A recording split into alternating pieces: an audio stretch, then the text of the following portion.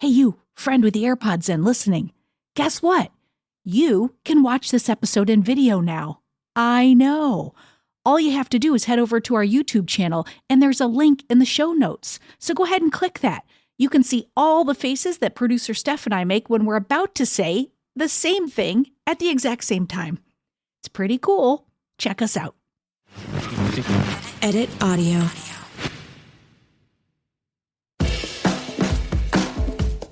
Hello, everyone. I'm Robin Hopkins, and this is Well Adjusting, where I talk to people about life stuff, but not in an NPR way. It's more like we're at the bar, having cocktails, getting into your business sort of way. It's giving drunk NPR. Oh, and producer Steph is here too. Hello. Today we chat, well, breaking down the Great U Plan. Hello, friends, and welcome back. It is absolutely lovely to have you here with us today. And you're going to be very excited because today we are talking about the Great U Plan. That is right. In many an episode, you've heard us talk about the Great U Plan, a document that I created. It was originally known as the Great Robin Plan, but then that doesn't really work for any of you all. So it's a flexible Google Doc, of course. I mean, what do? Me and Steph. That's adaptable, and it's in a place where you can sort of project manage yourself, like what you want to do next. Could be an area like work projects or self or family or health and wellness, or it could be all of them. It's really like how you want your year to look, or even like where you see yourself in 5 years. I don't want to sound like a commercial, but it's the ultimate project management tracker for you. So today we're getting real. Steph and I are going to talk about how we did on last year's Great Us plans. And at the time of writing this, one of us has realized that she never finished hers. And we are going to talk about how we are going to approach filling out this year's plan and hopefully give you guys a layout so that you can do the same. And stick around all the way to the end because we brought in Karen Kunkel Young, who is a life coach, and she's going to be joining us for some tips on how to approach setting yourself up to move toward your goals. I mean, who does not need that coming into a new year? Let's get to it. All right, Steph, we're getting real here on how we did on the Great U Plan this year. I mean, I feel like I really want you to go first because I am startled to realize that I never fucking completed my Great U Plan. Did you fail also?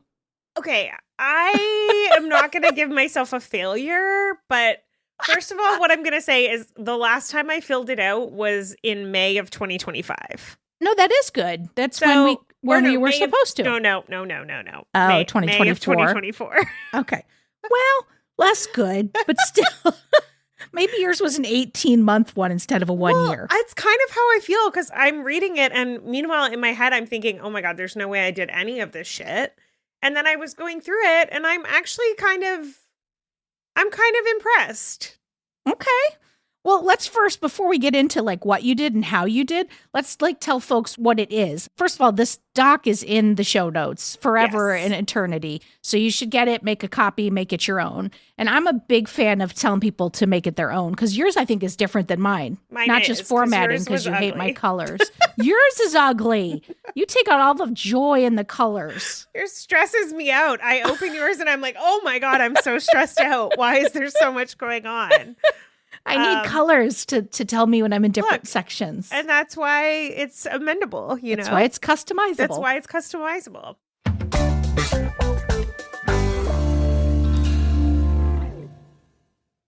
So mine looks like the 5-year plan. So it has like the overall view. It's like, what is my 1-year goal, my 2-year goal, 3-year goal, 4-year goal, 5-year goal? And it's like short, snappy, 1-sentence goal. Yep.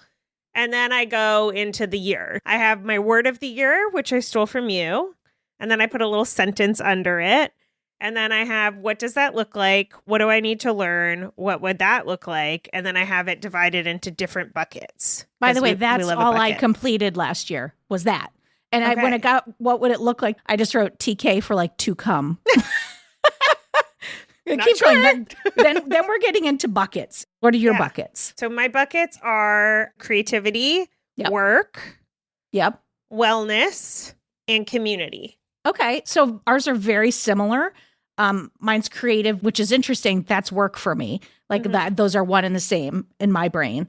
Wellness. And then I had family, just because I thought maybe I should try to be nicer to my family.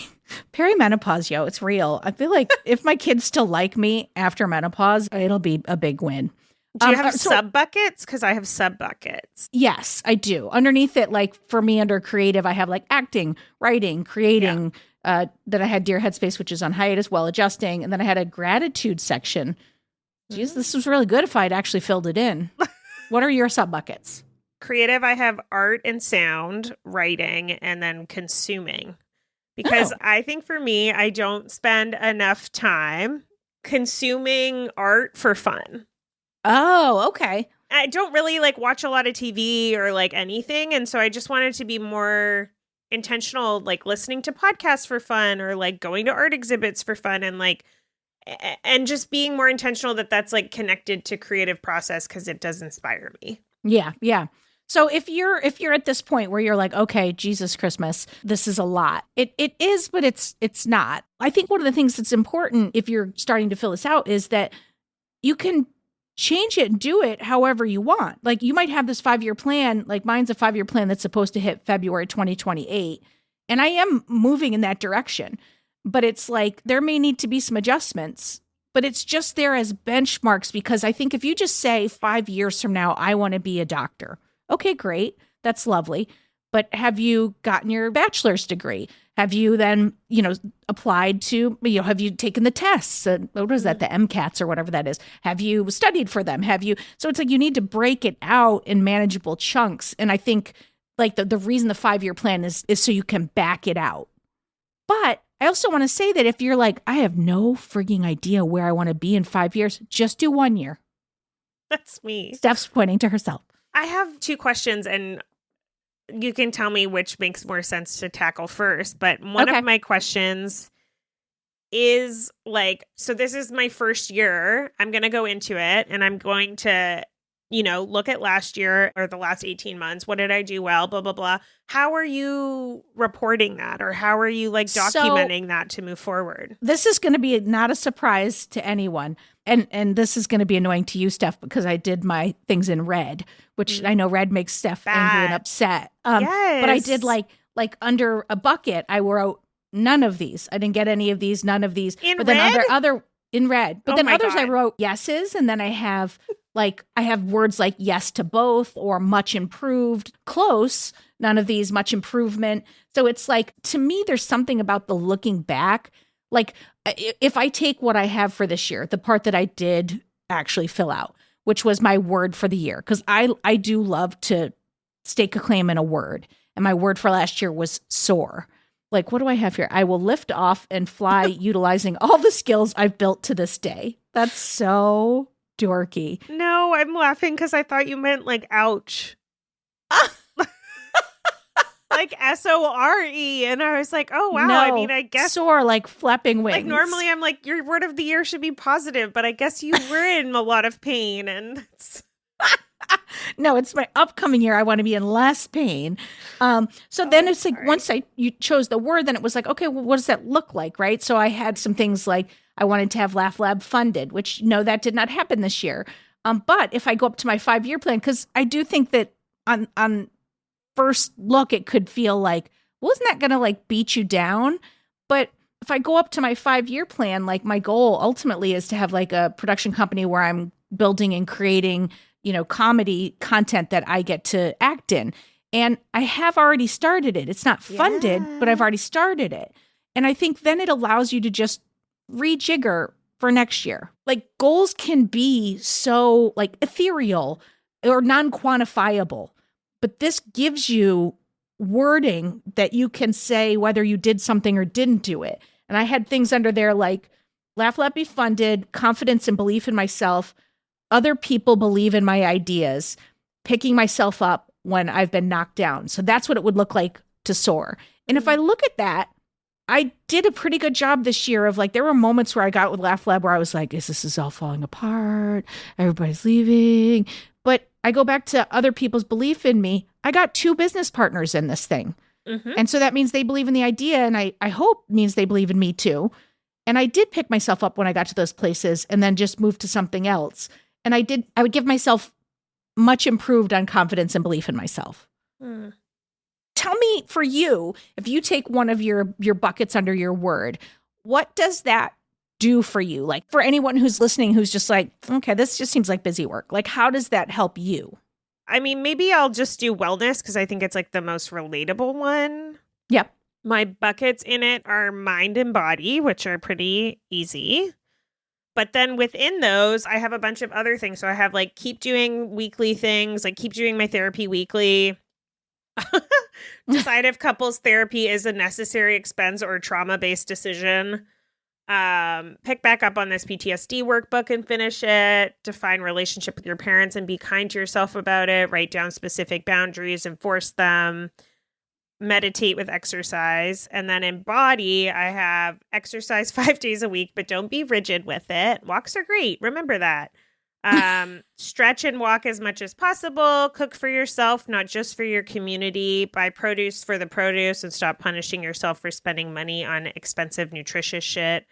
Figure out your medical care across country lines and see a doctor for your stomach, for fuck's sake. Okay, which ones do you feel like you succeeded at? Because I know a lot of those. Yes. And you did really well. What's so surprising is some of these things I didn't do, but looking back on it, I don't feel like I'm punishing myself for not doing them. Like, it was like an intentional decision not to do it. I decided I didn't want to do that. So yeah, I have had that come up too. Yeah. Yeah. Like, even therapy, I just stopped going to weekly therapy and I feel good about it. And I'm like, I'm just taking a break. I got to a point where I was like, why am I seeing this therapist? Like, I felt like I was just talking about the same stuff. And I think I need to try a different kind of therapy. But I'm like, I'm saving that money right now and spending it on like a gym membership. So that was like a conscious decision. I did not know it was even in this Great You plan, but that's great. I would argue that sometimes the writing it down allows you to, like, then you start doing work almost like on a computer, how apps are running in the background. I think the conversation is running in the background just because you wrote it down. I love that visual. I have little tabs up from my Great You plan in my brain. We're tab people. I've had ones where I come up to it like that and I'm like, no, that was a conscious decision. And that feels really good because it means there's growth. And that's a moment you can be like, oh shit, I grew. Like, a lot. The stuff with my parents, like boundaries and enforcing them. Even the way I wrote this, I can tell it's me try to enforce them, write them down. It's like so that I will be like strong to myself. And I'm miles ahead of that person that I was a year ago in that bucket. Like, I have done such a good job. I'm like proud of myself for that. So that's huge. Again, nice to remember how far you've come. Like, when I look back on that, it's not like there's no like negativity that's coming up for me. It all feels very positive. Well, and let's go into another bucket, because I think what's really great about this is we're showing how you can quantify something that feels unquantifiable, right? So for me, if I had something in the family bucket, I'm going to go ahead in family the year before. Okay. You could tell we were in a place. I had talk in a calm voice, 2 times per month family outing. Trust that Maxine will be okay.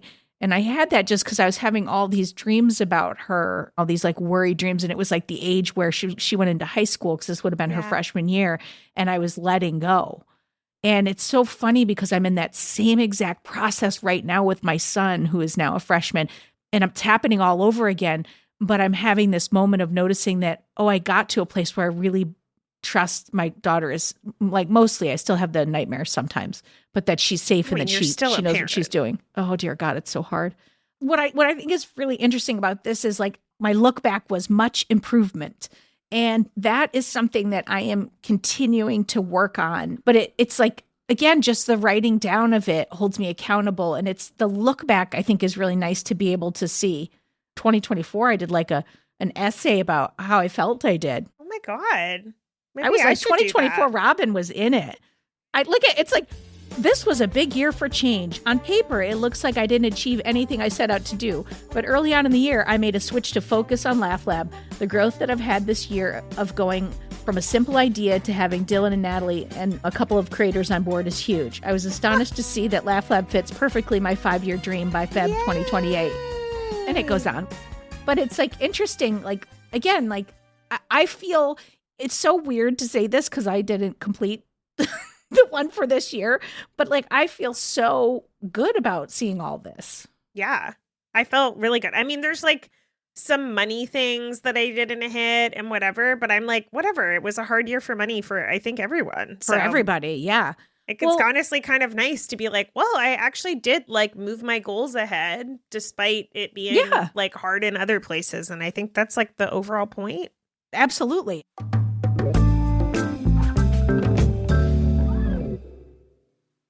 Hey friend, I'm just jumping in here to say that we've got a new way to get in touch with us.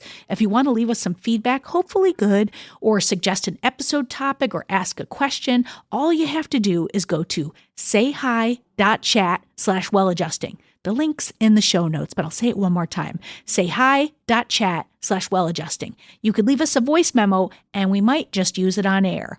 And if you happen to be enjoying this episode, why not go ahead and subscribe to the podcast or rate and review us. You won't regret it, folks. I started this by being like, I have 2 questions, but my other question is, I have never filled out the 5-year plan. And that's like the whole point, kind of. No, not necessarily. It wasn't in the first year I did it. The first year I did it, it was just like I was in a messy place and I was like, I need to get the fuck out of this situation. And in order to do that, I need to feel like I have something to hold on to. So I wanted 1 year to be like, I want to be in a different place a year from now. And then after that year, I was like, okay, well, I'm in a completely different place. I'm so much better and I'm rebuilding and healing and all of that jazz. Let's set this up for a little further out. So I think that now could be a good time for you to do that. I agree. I think I just have like a real like deep block and I don't know why. What is it that you can't come up with what it would be? Or is it that you're afraid to write it down? No, I cannot come up with what it would be. Like, I don't know how to like vision far in advance. Yeah. But then my word for the year was dream. My word for last year was dream, so that I could be good at that. And I do think in a lot of ways I've expanded, but I don't know how. I don't know. Maybe you need to come over and like do like a sticky note session with me or something. Let's like have some cocktails, play some music, and like just bring laptops and just sit and like do it and just talk about like what we want. Because it's like I'm already thinking about like hearing you say community and me say family. I was like, why is that so small? And also like I'm at an age where, you know, I'm not 12. You have kids and then not? Like you're what? You know, your circle gets smaller. And I was just thinking about like, we're currently in the middle of Steph and Robin Get Well, and we're doing the acts of courage. And like coming home, I was like, well, I better say hi to people now. I don't know if I'm going to leave the house again today. I think maybe I could find more ways to say yes to doing things. That might be something I'd be interested in adding. So like we should do a creative sesh. Yes, but can you also bring some sort of exercise so I can figure out how to dream? Because when you say 5 years from now, I'm like, crickets. Okay, well, I could already tell you. Okay, so this is good. All right, let's just look at what you have, right? Like what's so currently in your life. Right. So you rent an apartment. Do you think maybe in 5 years you might want to own an apartment? Or do you think like where you might want to reside? So that's something you could be thinking about. Like, I mean, it might be a good goal to own something. Financial Robin is making a face, pushing her glasses up. So we could ask questions around that. I've heard you talk about like growth of your business. So we could ask questions around that. Like, would you want to like make it so huge you spin it off and sell it and then you travel? Like she just said, no, so fast. So that's good. So you do know. We just gotta like pull it out. 5 years with the business. I have that. Okay. But the rest of it, I'm like, well, maybe. By the way, in my 5-year plan, it is only about work. Now, this year, I might start to think about adding into the 5-year plan about where we're going to be living, because we're now heading into another phase of just like do I want to retire in New York City? What does that look like? And if my kids are in colleges in different places, do I need to stay? Do I want to stay? Like, I think it doesn't have to be a done thing, Steph. Like, it can be just like a starting point and you can add to it. I have changed my 5-year plan. Sorry that I made this about me. I'm like, how do we fix my 5-year plan? No, the reason I think this is really good is because other people are going to like struggle as they try it. They're going to be like, well, I don't know. Because like you could be 25 and maybe you've had things in front of you that you've struggled with dating. And you're like, I'd like to be in a long-term committed relationship in 5 years. Okay, well, then the next 4 years are going to look like you better get out there. You're going to be doing some stuff. You better expand your circle. You know, it's really just about having a thing you want to live into. Maybe that's the way to approach it. Maybe I should look at what I have in my year and think on each bullet point, how do I expand this? I have a meditation. I did this thing called it's called the Hoffman. I know you always tell me I should go, but that it's traumatic. You'd be so it's not traumatic. It is fucking intense. But they started every day with this one particular meditation where they would ask you to just sit there and they would ask all these questions. We're going to do that. Steph, we're going to do that when I come over. I'm going to bring that meditation. Okay. But they ask all these questions like, where do you live? Like, who's in your life? But it's a meditation and you're just thinking. And then after they do all that and you're like, oh, I've got this, I have this, it looks like this, whatever. And then at the end, they're like, okay, now cut back to where you really are. And then they're like, let the friction or the difference between these two things drive you towards your goal. And I think just sitting and meditating with a purpose a couple of days in a row or like before you do this might really help you build out a 5-year plan. And I think it's important that you said all this because it doesn't have to be just one thing. Like, I want to be a lawyer. You know, some people just want, 10% more joy. Or like, it could be as simple as 5 years from now, I want to have a rich and booming social life. Yeah. Or I want to be, in a rock climbing club and something I do every week. I don't really want that, but. No. But I do think there's like some sort of block in me and I don't know how to get rid of it. And maybe it's a fear. Maybe here, I Steph. do this meditation like every day for a week and see what comes, see how it changes or something. Because maybe it's a muscle. Like maybe I need to just dream and like do it more intentionally all the time and be like, okay, what does that look like? What does that look like until it's real? I would also ask you this question for you to ask yourself. You could just ask me. What are you afraid of? If like you were dying. Well, no, in this exercise, what are you afraid of? Are you afraid that if you commit to it and you fail? Are you afraid of saying it makes you feel boxed in? Are you afraid, like that's a question for you to answer. Bit. There's a fear here. Well, the fear that comes up when I think about like writing anything down, because now that you've started like pronging at certain things, I'm like, okay, it's less crickets. I have like some ideas. But the fear that comes once I say those is like, oh, then I have a shit ton of stuff to figure out. Yeah.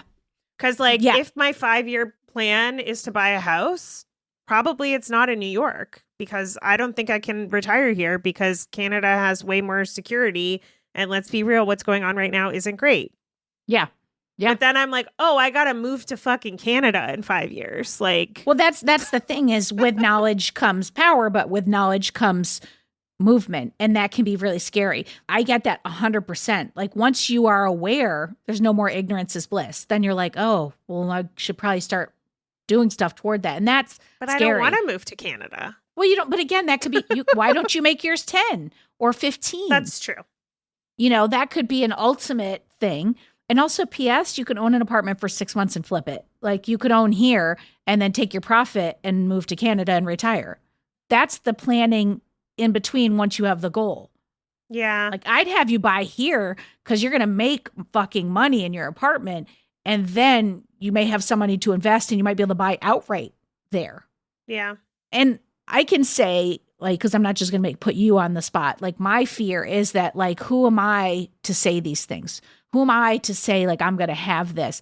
And then it's followed very closely behind with, well, what if you don't get it? And to me, like the rational part of me is like, well, just like my to-do list, it moves over to next year. Yeah. Or it changes, but I got to try. But what's so cool is now you have the data to support that. Like, you Yes. know that you just looked back on 2024 and didn't feel like, oh, everything is terrible, I didn't do anything. Like, you feel good. Yeah. Well, and if I had filled out wellness, it surely would have been, if I had filled it out, it surely would. This is the most perfect example of how flawed we are. We're over here like giving advice. And I'm like, if I had filled it out, but if I had, I know there would have been something about depression and my sleep and how I felt about my body. And I know that I have taken steps to solve all of those in this year. Yeah. So it's like there's huge growth. And I know that's what I would have written down.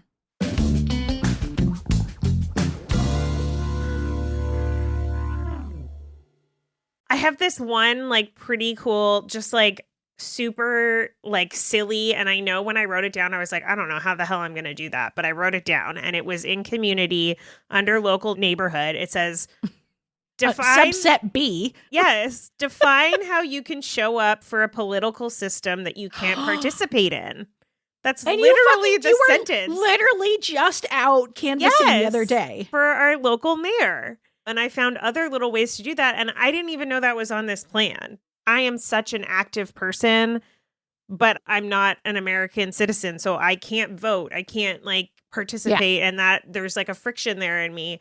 And I'm like, oh, I did that. And that's so cool. And I didn't even know I was like intentionally looking for that. But obviously on some level I did. So that's really, really cool. And it's such a tiny little thing. But I'm like, there's so many of those in this Great You plan. Yeah. And by the way, I think one of my learnings is from this year is that had I been checking quarterly, even if I got in there 3 times a year, I would have seen I hadn't fucking finished this. And might that have pushed me forward on some things, you know, because I am of the belief of, and this, I don't know that this is right or wrong, and it could be part of my trauma, but like if I'm not writing it down and moving toward it, there's this inertia and I'm stuck. Yeah. And that's not necessarily true. But I do have ambitious goals. And in order to get them, I'm going to have to be like, you know, it's like if you want to go to med school, you do have to take the tests. You do, you do have to.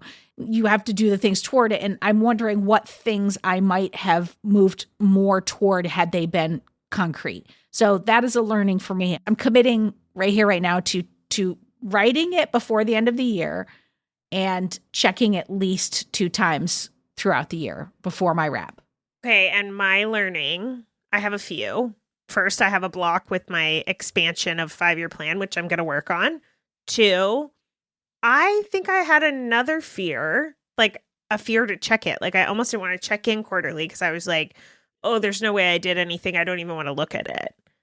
But now that I've looked at it, I feel great. Like I feel great about all the stuff I did. And I probably would have felt great 4 times last year on a micro level. And it would have like inspired me to do even more. So I think one of my learnings is just to like, I think that might be a sticky note for my desk, honestly.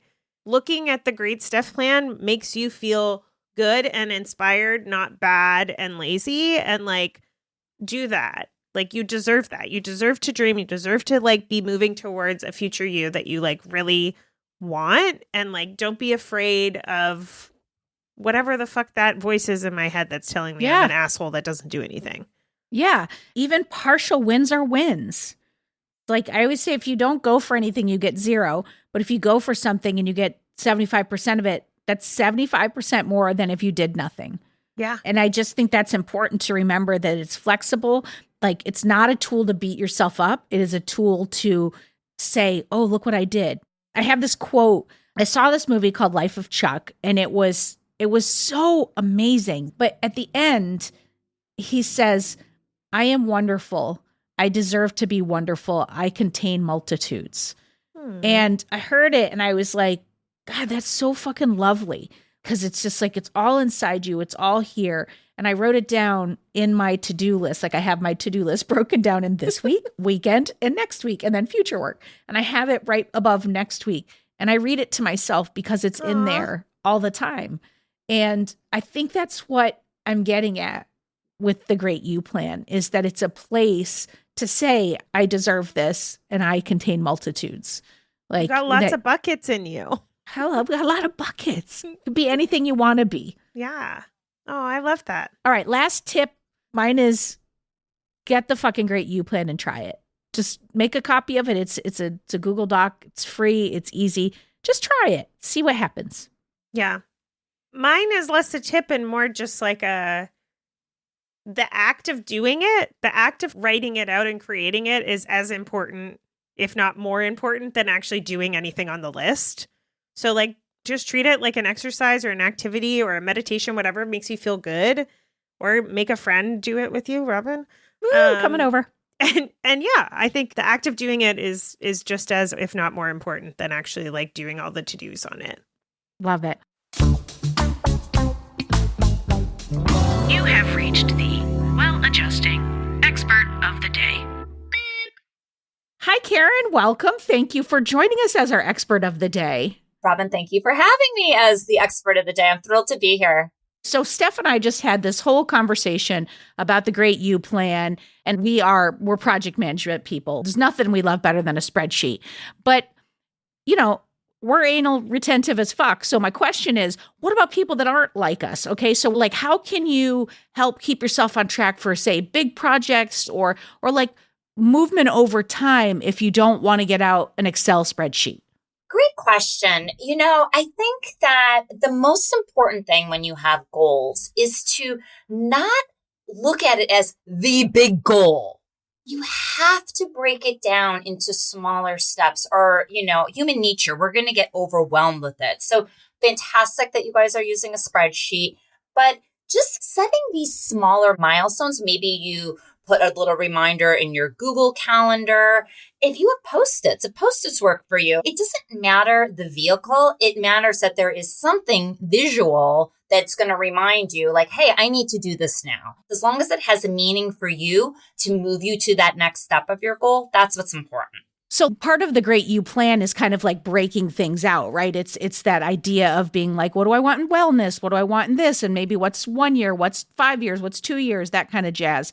Because again, the way that both producer Steph's brain and mine work, we can get very like, and then when I do this, I'll do this. And I know that just not everybody's like that. The most successful goals are going to be time bound. So when you say 3 months, 6 months, 9 months, because if you don't assign time to it, it's more of a wish instead of a goal. And that is mission critical. You're going to be able to see those results and then you'll be able to move to the next goal. So it's exciting to set a timer to it. I love a timer. I'm not going to lie.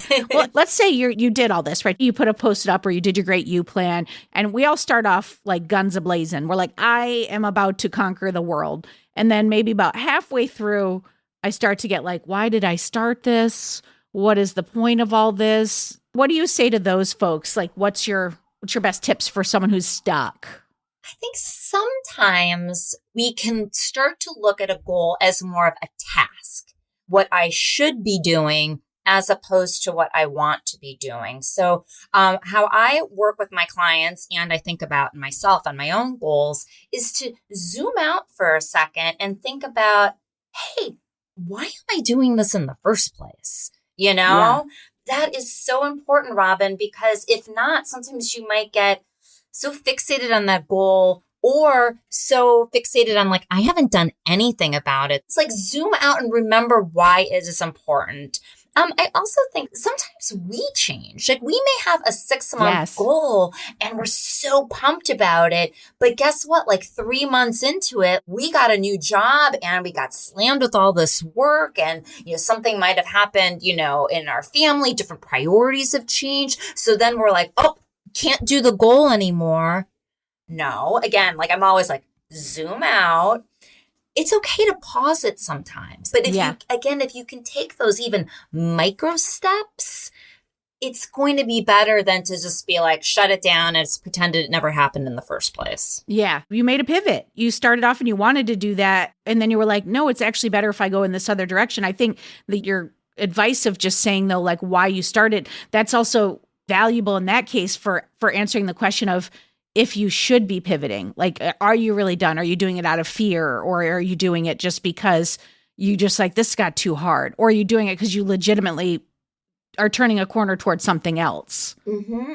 I think that when those fears come up, and sometimes we have fears, sometimes we have overwhelm, it's always good to talk to someone, whether that's a friend, whether that's a coach, whether it's your accountability partner, to try to get to the bottom of what's really going on here.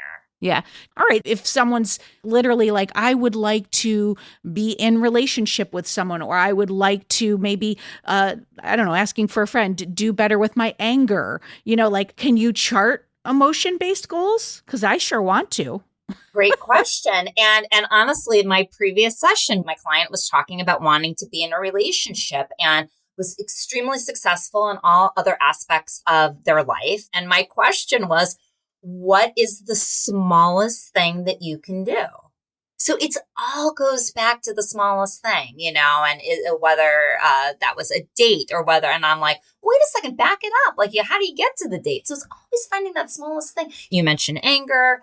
None of us can go from like 0 to 60, just with the snap of a finger. So it's like, what's a small habit that you can change? What's something that maybe you can notice as anger might be coming up? You're never going to meet your goal if you don't take action. I mean, I know that sounds obvious, but that's not the biggest thing, the difference between a wish and a goal. So it's New Year's Eve. You're working on the big, great you plan for the next 1 year or 5 years. And honestly, chart that out, put it in the spreadsheet, put it in the Post-it, whatever you're going to do, but it never will be a straight line.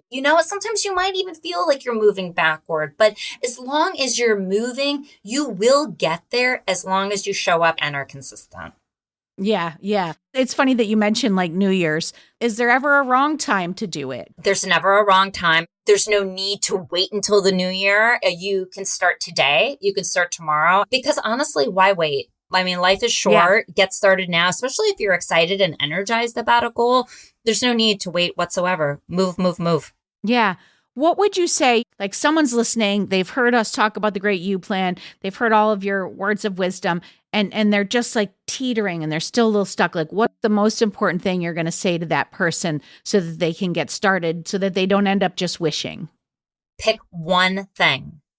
I feel that sometimes I hear from folks that there's so many things, or it seems so big. Just drill it down into one thing, even like if it's really, really small.